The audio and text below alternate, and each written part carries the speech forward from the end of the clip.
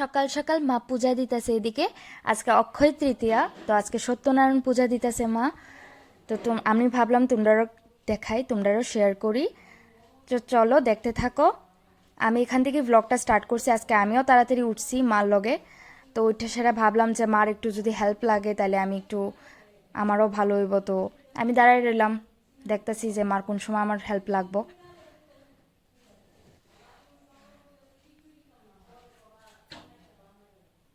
তা আমি এদিকে ব্লগটা শ্যুট করতেছি এই টাইমে।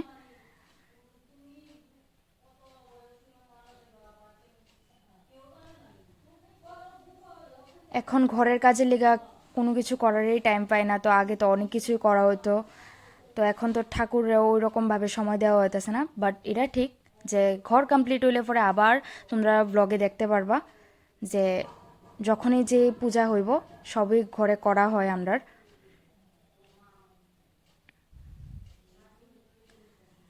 তো চলো এখন তোমরা দেখতে থাকো এটা।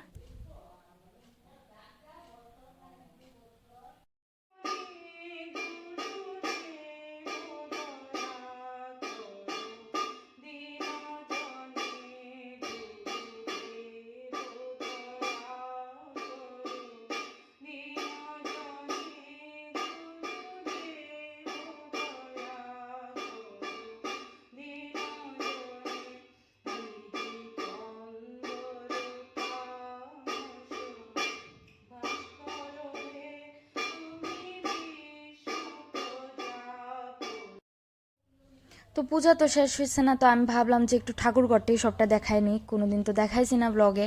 তো আজকে ভাবলাম যে একটু ভালো করে দেখাই নিই ঠাকুর ঘরটা। তো আমি একটু দূরের থেকেও দেখাইতেছি তোমরারে, তো তোমরা দেখো।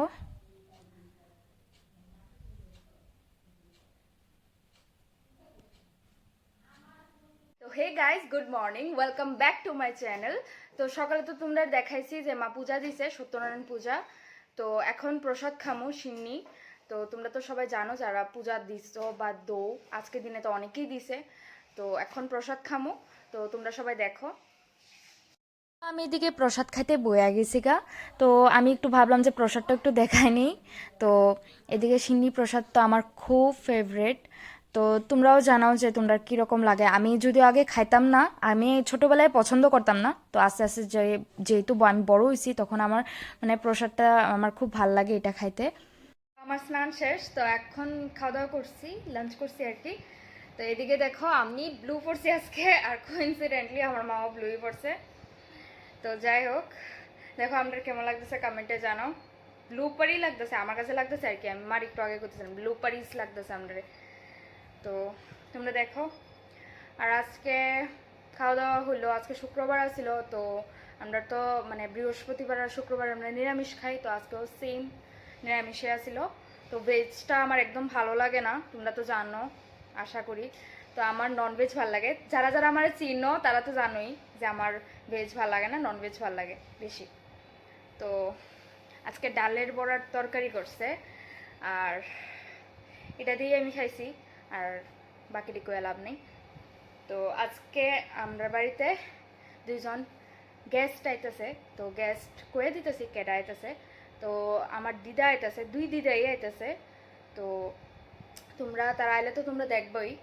তো চলো আমি এখন একটু রেস্ট করুম, আর এমনিও আধা ঘন্টা পরে আমার টিউশন, টিউশন বলতে টিচার আইব আর কি, বাড়িতে পড়াইতো আমার।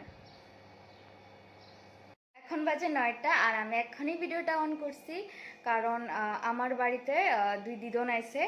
তো তারা গল্প করতেছিলাম আমরা সবাই মিলে। সেরা সকালে মা তারা কয়া রাখছিল যে আজকে আওয়ার লেগা। তো এলেগা মানে তার লোক একটু গল্প টল্প করতেছিলাম। আর ম্যাম পড়ায় গেছে পরেই, বিকালে ম্যাম পড়ায় গেছে, তারপরেই তারা আইছে। তো তারা আওয়ার পরে তো গল্প টল্প চলতেছে, তারা আজকে থাকবো আমরা বাড়িতে।